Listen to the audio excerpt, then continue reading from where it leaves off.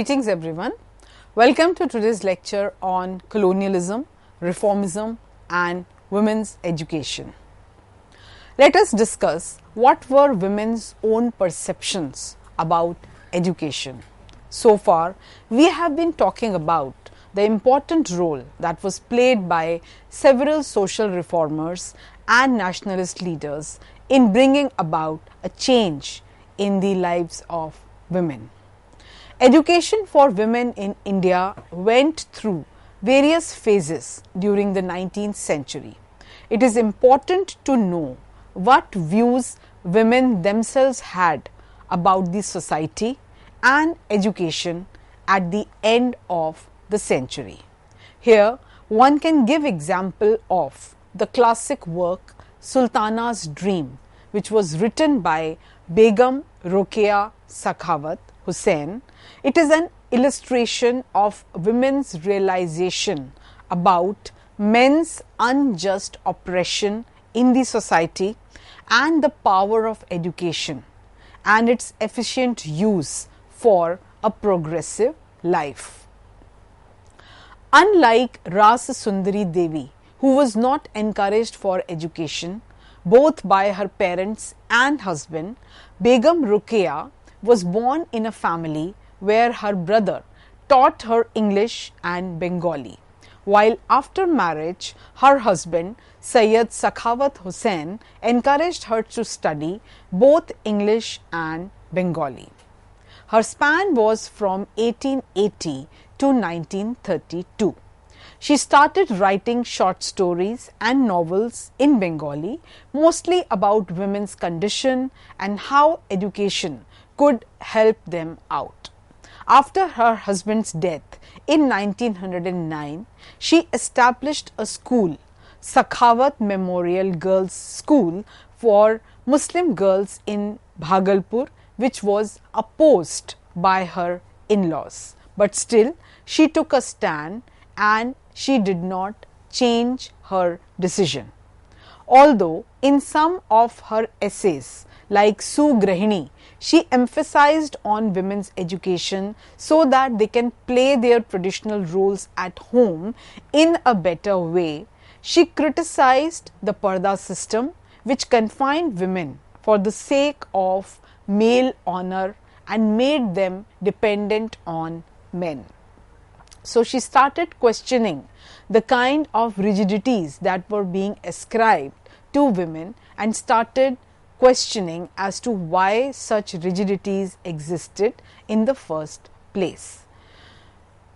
The curriculum of the school stressed on literacy and practical skills in handicrafts, home science, etc., along with physical fitness. The school was shifted to Calcutta in 1911. A very important piece of Rokeya's writing is Sultana's Dream, that was written in 1905. The school conformed to the Parda restriction for Muslim girls, even though she strongly criticized the practice. But probably the situation was still not ripe enough for this change to be put into practice. In her essay, Sultana's Dream, she depicted a utopia that was ruled by women and where men are locked up. The religion is based on love and truth. So this was a utopia that she imagined, that firstly the place would be ruled by women and all the men would be locked up, they would be behind bars, and there would be no religion, no formal religion. It would only be love and truth that would prevail. All the political and social issues were addressed by women. All of them were educated and well equipped with scientific knowledge of storing solar energy and rainwater for various purposes. So look at the insight of this lady who was writing in early 20th century, that she was thinking in terms of water harvesting and harnessing solar energy. and thinking beyond her times. The use of electrical technology in farming and aerial means of transport saved time, and even the work hours were reduced to 2 from 8, as men used to waste 6 hours a day in smoking. Then she also wrote that crimes were reduced because men were not on the loose, they were behind bars, so there were no crimes in that utopia.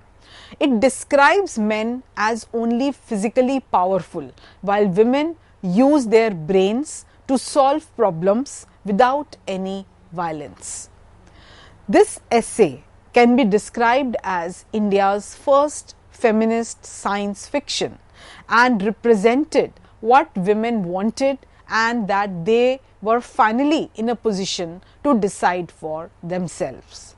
It is satirical in nature and brings to our notice the serious problems of a male-dominated society where women are thought of as symbols of culture and tradition, as purveyors of ethical and religious ideals, as superstitious and ignorant of reality, and as danger for the society if educated.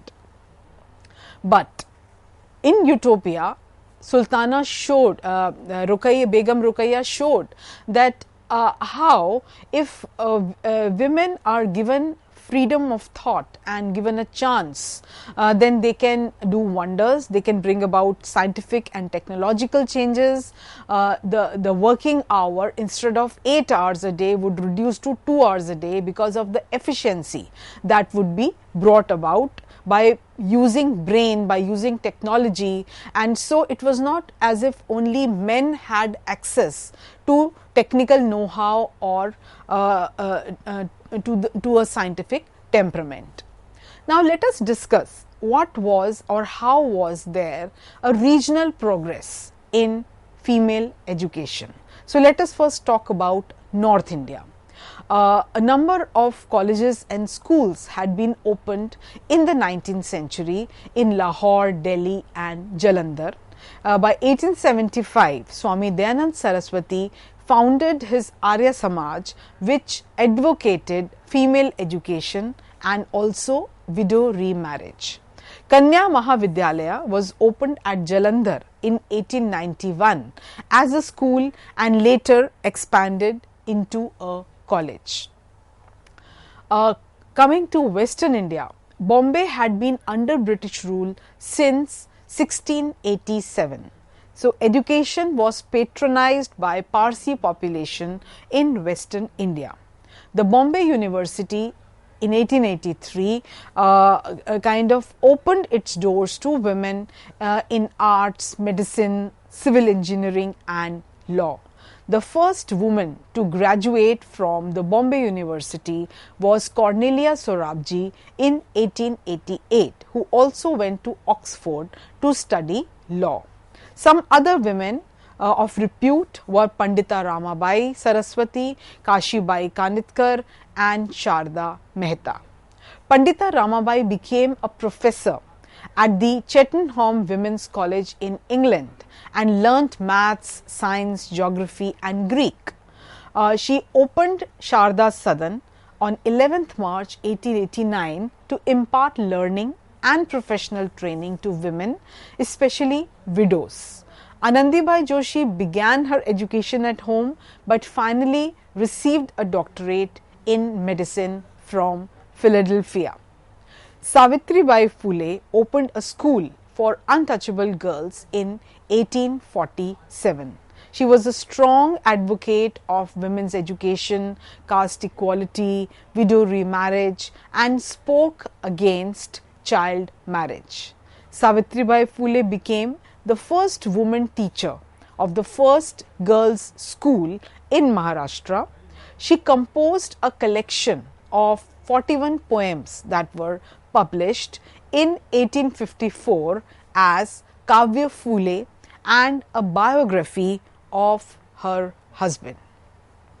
So, while all these changes were coming about in the field of education, the next important change that was coming about was beginning of a number of women organizations. Mary Carpenter, a British woman, opened the branches of National India Association across India in 1875 to debate on social issues, especially those related to position of women. Women organizations encouraged participation of women not only in education but also in political process. Now let us look at the change that was coming about in South India. Christian missionaries had been very active in South, and by 1840s there were 6 girls' schools that were run by the Scottish churches in Madras, and the number of girls that were enrolled in schools went up to 8,000.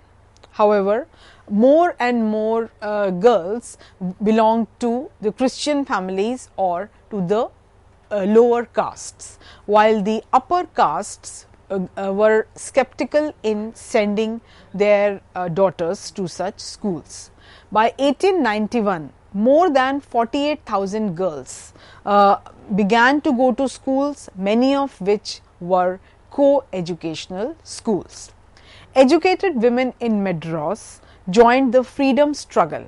For example, Durgabhai Deshmukh, Paturi Balasubramaniam, Ammu Swaminathan and Lakshmi Sehgal are some of the names that one can talk of, while there were many more.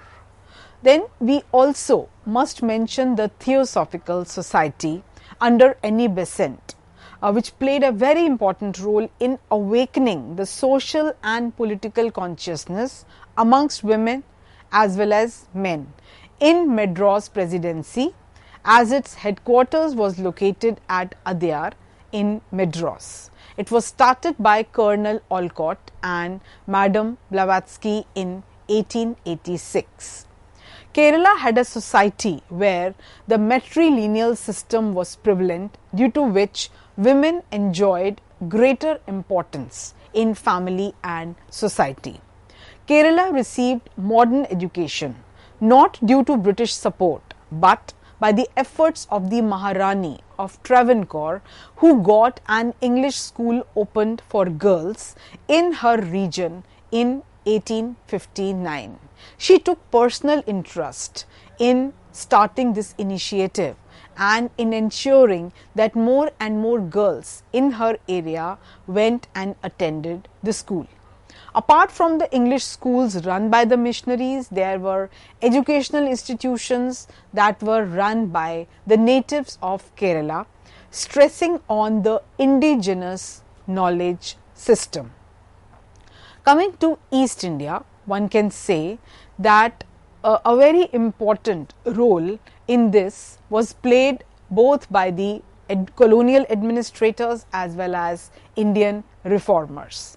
J. E. D. Bethune, the law member and president of the Executive Council and president of the Council of Education, opened the first schools for girls at Calcutta in Bengal Presidency in 1849 and personally maintained it. By 19th century, there had been by the first half of 19th century itself, some very important laws were being made, and William Bentinck succeeded in imposing a formal ban on sati in Bengal in 1829.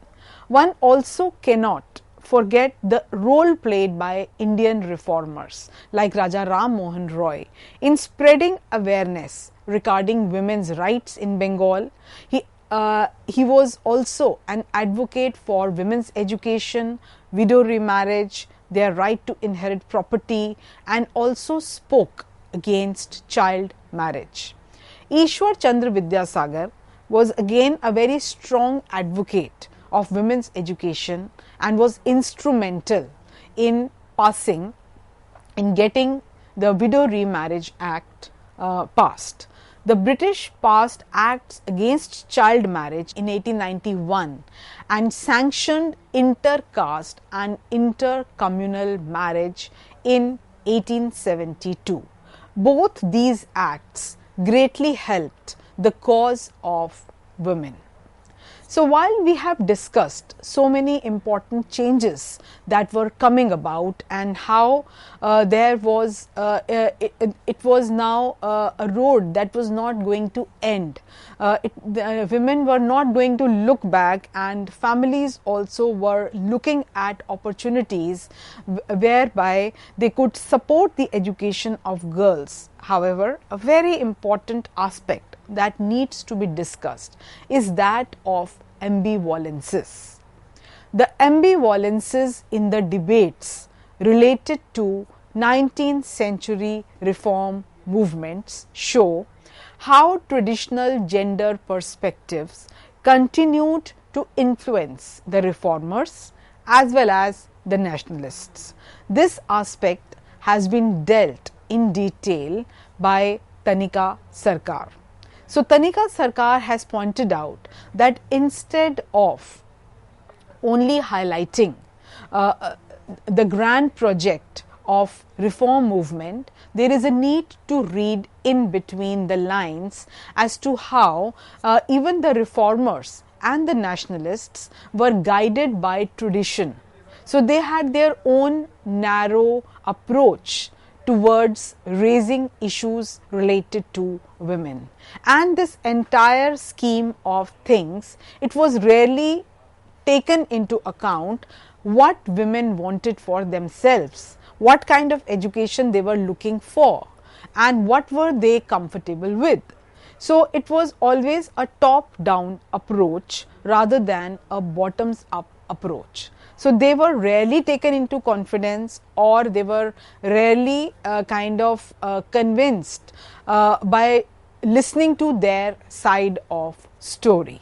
So it was usually the husbands who wanted an educated wife, and if they got married to an illiterate wife, then they would go out of their way to educate their wife, because that would bring him greater prestige. And also there was this belief that after education, a woman would be able to take care of the family and the home, the hygiene aspect, and also would be a better partner. So it was more kind of a showbiz that was important, and not whether a woman wanted to learn a specific skill and probably develop that skill professionally that really mattered.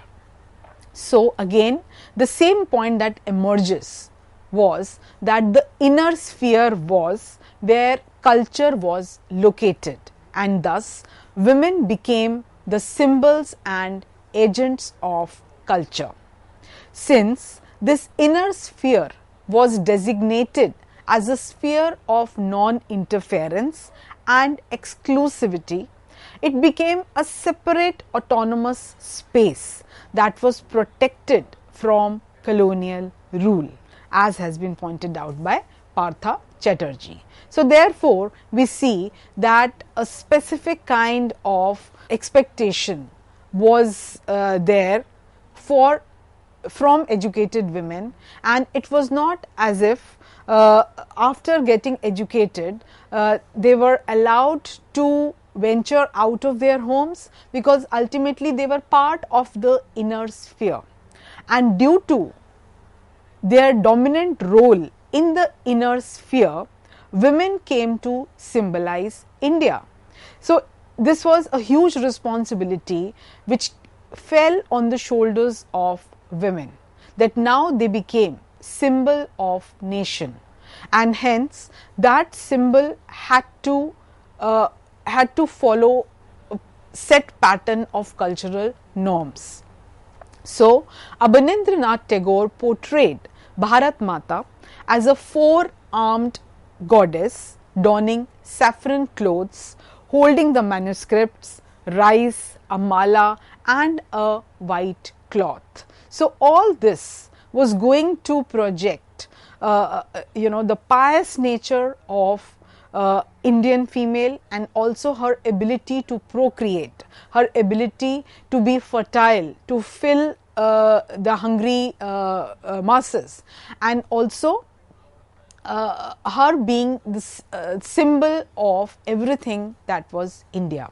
So, from late 19th to 20th century, the image of Bharat Mata began to be epitomized. There was a radical shift from a sensuous portrayal of women to a calm, composed, serene, divine femininity that was to inspire future generations of Indians. So, as you can see, this serenity and this calm composure that emerges from this image kind of clearly depicts the idea that I am conveying. So, now we see that women took in their stride the changing took in their stride whatever changes were coming about and started adjusting themselves to the new kind of life. And in the past also they had some access to education. In Middle Ages their education became circumscribed. Still, those in the higher strata took advantage of education that was available to them. However, in modern times, with facilities of co-education in all fields, women have been doing as well as, if not better than men, but now one can say that in many cases even better. And they have proved that if given equal opportunity, there can be no looking back. Thank you.